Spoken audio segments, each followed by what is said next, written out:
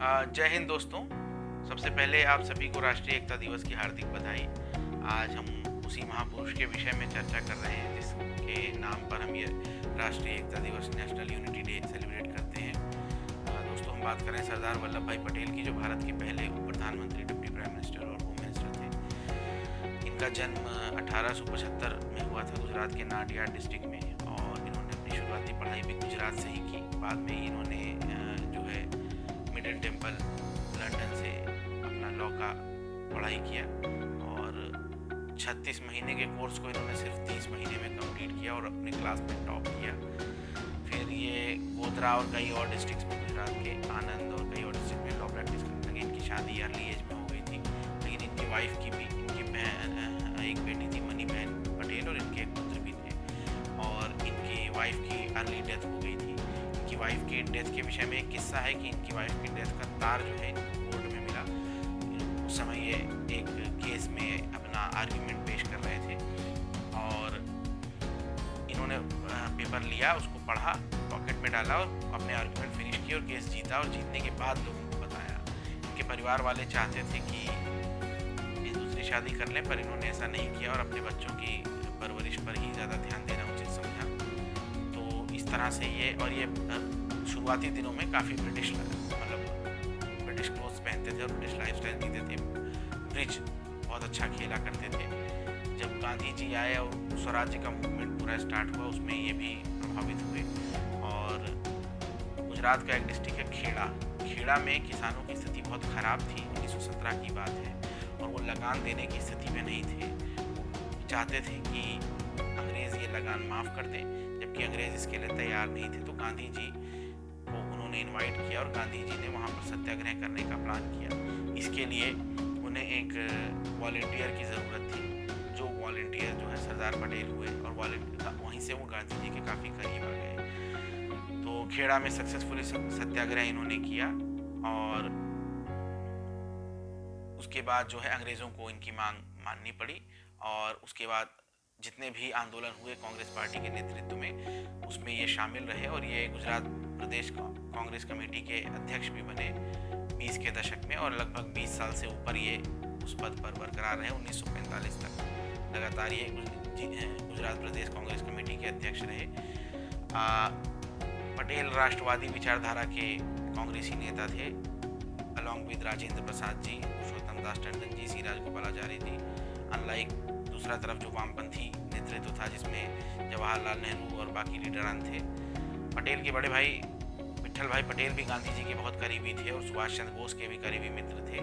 बाद में ये यूरोप में जब गए तो ये सुभाष चंद्र बोस जी के काफ़ी करीबी थे। 1933 में इनका देहावसान हो गया, और वो भी एक अच्छे स्वतंत्रता सेनानी हुए, उनका भी काफ़ी कॉन्ट्रीब्यूशन रहा। और अपने डेथ के बाद उन्होंने अपना सक्सेसर के तौर पर सुभाष चंद्र बोस को मान्यता दी थी। हालांकि वो चाहते थे कि सुभाष चंद्र बोस यूरोप में उनके काम को आगे बढ़ाएं। तो सरदार पटेल उसके बाद कई सालों तक ये म्युनिसिपल बोर्ड में अहमदाबाद में रहे, और इन्होंने वहाँ पे काफ़ी काम किया।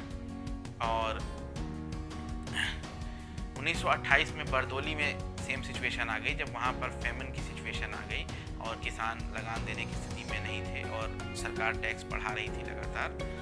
तो सरदार पटेल ने एक और सत्याग्रह लॉन्च किया और लोगों से टैक्सेस ना देने की अपील की, जिसके बाद बरदौली की महिलाओं ने इनको सरदार की उपाधि दी। वैसे इनका नाम वल्लभ भाई पटेल हुआ करता था, अभी मतलब जो है था। 1931 में इनको कांग्रेस का अध्यक्ष बनाया गया, और इन्हीं के नेतृत्व में जो फंडामेंटल राइट्स रेजोल्यूशन है, और जो बाकी कराची रेजोल्यूशन वगैरह सब पास किया गया।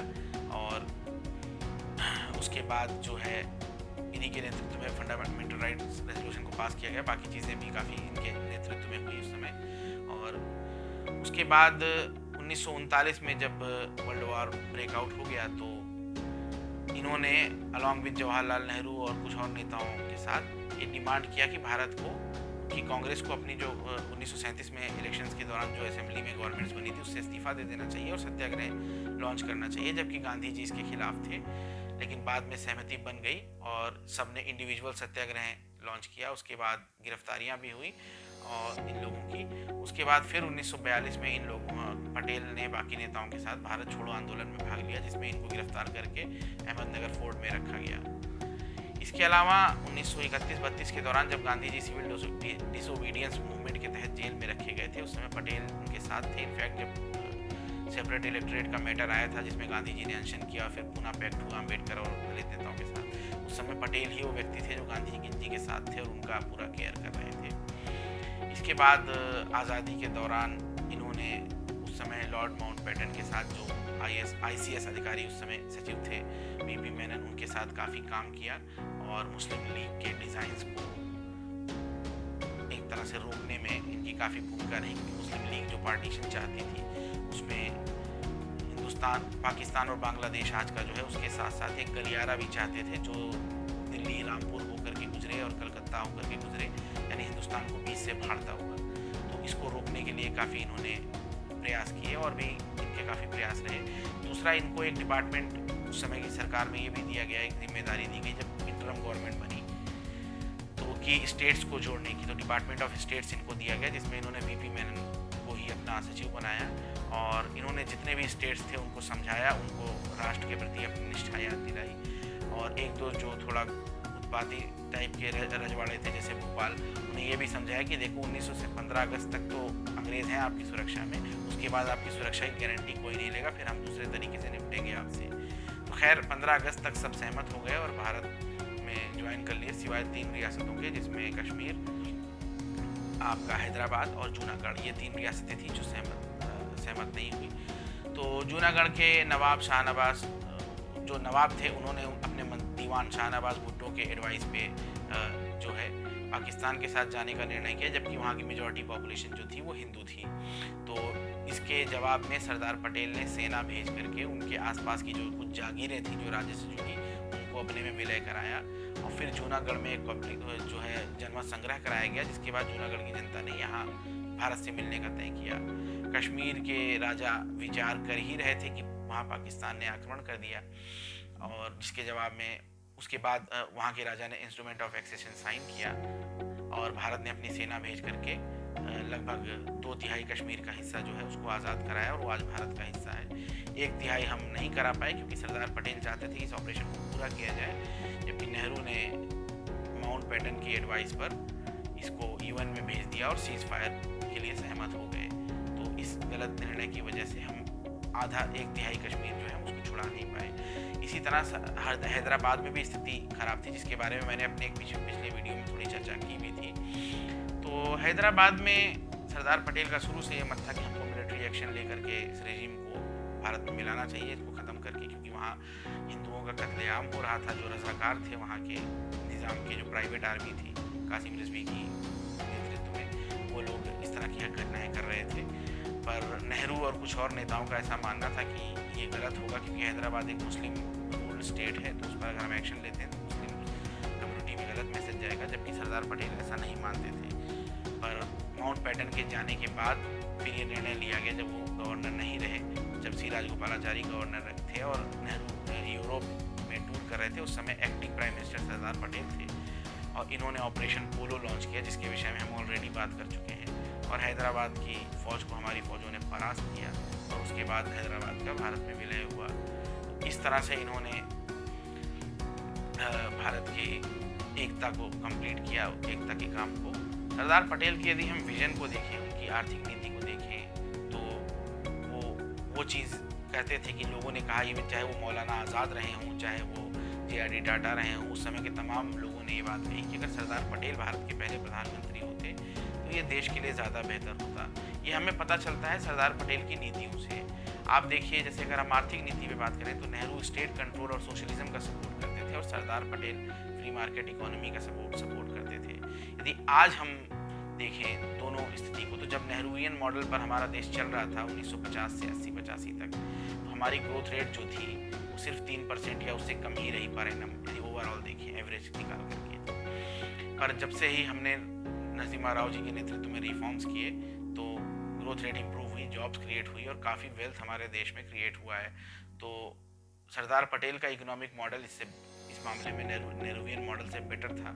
ये बात आज की डेट में कम से कम साबित हो चुकी है। इसके अलावा जो सांप्रदायिकता के विषय है उसमें सरदार पटेल का जो आइडियोलॉजी था वो बिल्कुल क्लियर था। वो बिलीव करते थे justice to all and appeasement to none में। इसका उदाहरण पता ये चलता है कि जब दंगे हो रहे थे तो जो माइनॉरिटीज़ के मुस्लिम कम्युनिटी के लोग दिल्ली से छोड़ करके और इलाकों से छोड़ करके जा रहे थे, तो उस समय नेहरू और मौलाना आज़ाद ये चाहते थे कि इनके खाली किए हुए जो इलाके हैं उसमें हिंदुओं को शरण ना दी जाए, सिर्फ मुस्लिम्स के लिए ही रिजर्व रखा जाए। जबकि सरदार पटेल का ये कहना था कि एक सेक्युलर देश में हम ऐसा नहीं कर सकते। तो उसको फिर उन्होंने ये कहा कि भाई जो भी रिफ्यूजी आएगा किसी भी धर्म जाति का हो उसको हम प्रोटेक्शन देंगे। और कुछ लोग इस तरह के आर्ग्यूमेंट से ये भी प्रूव करने की कोशिश करते हैं कि सरदार पटेल सांप्रदायिक विचार के थे और मुस्लिम विरोधी थे, जबकि जो कि ऐसा नहीं है। इसके दो उदाहरण मिलते हैं। जब निज़ामुद्दीन औलिया में की दरगाह जो दिल्ली में है, जो बहुत प्रचलित दरगाह है, वहाँ पे बहुत सारे मुस्लिम कम्युनिटी के लोग इकट्ठा हुए क्योंकि उनको घेर लिया गया था, उनको मारने की कोशिश कर रही थी। सरदार पटेल खुद गए वहाँ, उन्होंने वहाँ प्रार्थना भी की और उनको सुरक्षा का एश्योरेंस दिया। ऐसे ही अमृतसर जा कर के उन्होंने सिख लीडर्स को और हिंदू लीडर्स को समझाया कि ये जो है इस तरह के चीज़ें ना की जाए और जो मुस्लिम यहाँ से जाना चाहते हैं उन्हें जाने दिया जाए, और जो भारत को अपना मादरे वतन मान के रुकना चाहते हैं उनके साथ कोई भेदभाव नहीं होना चाहिए। और उन्होंने अमृतसर में जलियांवाला बाग में एक स्पीच भी दी कि 25 साल पहले हिंदू मुस्लिम और सिख तीनों ने इसी धरती पर इस मुल्क के लिए अपना खून बहाया था। ये बात हमें ध्यान रखनी चाहिए। तो वो पक्के राष्ट्रवादी थे, किसी धर्म और संप्रदाय के न समर्थक थे न विरोधी थे। इसके साथ साथ कई और विषय पर इनके पंडित नेहरू से मतभेद रहे। जैसे 1950 में ही इन्होंने चीन के बढ़ते हुए डेंजर को स्वीकार कर लिया था और उसको समझ गए थे, जबकि नेहरू चीन को अपीस करने में लगे हुए थे। जब तिब्बत पर आक्रमण किया चीन ने, तो पटेल का ये एडवाइस था कि हमें एक तिब्बतियों के सपोर्ट में खड़े होना चाहिए, जबकि नेहरू जी इसके खिलाफ थे। तो दोस्तों, अगर आज हम इस पूरे घटनाक्रम को देखते हैं तो ये समझ में आता है कि यदि पटेल की और डॉक्टर राजेंद्र प्रसाद जैसे राष्ट्रवादियों के विचार को उस समय सुना हो गया होता तो आज हमारा राष्ट्र कहीं और खड़ा होता, शायद वहाँ खड़ा होता जहाँ अमेरिका और यूरोप खड़े हैं। इसका एक उदाहरण मैं आपको दे देता हूँ कि हमारे बगल में सिंगापुर, जापान, साउथ कोरिया जैसे देश हैं जिन्होंने कैपिटलिस्ट मॉडल पर चल के, जिसकी एडवोकेसी सरदार पटेल कहते थे, आज अपने आप उस डेवलपमेंटल स्टेज को प्राप्त कर लिया है जो लगभग जो यूरोपियन और अमेरिकन कंट्रीज़ में है, चाहे वो ह्यूमन डेवलपमेंट हो, चाहे in the field of technology हो, डिफेंस हो, किसी भी क्षेत्र में। जबकि हम सोशलिस्ट मॉडल पर रह के काफ़ी पिछड़ गए। तो इस तरह से सरदार पटेल के कंट्रीब्यूशन को हम प्रणाम करते हैं। और ये भी एक बड़े दुर्भाग्य की बात है कि जब तक गांधी परिवार के लोग प्रधानमंत्री रहे उन्हें भारत रत्न नहीं दिया गया। जब नरसिम्हा राव 1991 में प्रधानमंत्री हुए तब इनको भारत रत्न मिला। और हमारे वर्तमान प्रधानमंत्री जी ने, जिसके लिए मैं उनको शत नमन करता हूँ, दुनिया का सबसे बड़ा स्टैचू सरदार पटेल जी के लिए बनवाया, जिसको स्टैचू ऑफ यूनिटी कहा जाता है, गुजरात में, जो दुनिया का सबसे बड़ा स्टैचू है। और इन्होंने ही 2014 में ये फैसला लिया, ये निर्णय लिया कि इनके जन्मदिवस को हम राष्ट्रीय एकता दिवस के तौर पर मनाएंगे। और दोस्तों, आज दो और घटनाएं, आज का दिन दो और घटनाओं से जुड़ा है। एक तो आज समाजवादी विचारधारा के नेता डॉक्टर आचार्य नरेंद्र देव का भी जन्मदिवस है, तो मैं उनको भी नमन करता हूँ। और देश की पूर्व प्रधानमंत्री इंदिरा गांधी का बलिदान दिवस भी है आज ही के दिन। तो खालिस्तान समर्थक, उनके बॉडीगार्डों ने उन पर गोली चला करके उनकी हत्या कर दी थी। तो दोस्तों, हमें ये स्वीकार, आतंकवाद के डेंजर को हमेशा रिकॉग्नाइज करना होगा और इसके खिलाफ मिलकर लड़ना होगा। उनके बलिदान को भी आज मैं याद करता हूँ और राष्ट्र की सेवा के लिए उनको भी प्रणाम करता हूँ। इसी के साथ दोस्तों, मैं अपनी वाणी को विराम देता हूँ। जय हिंद, वंदे मातरम, भारत माता की जय।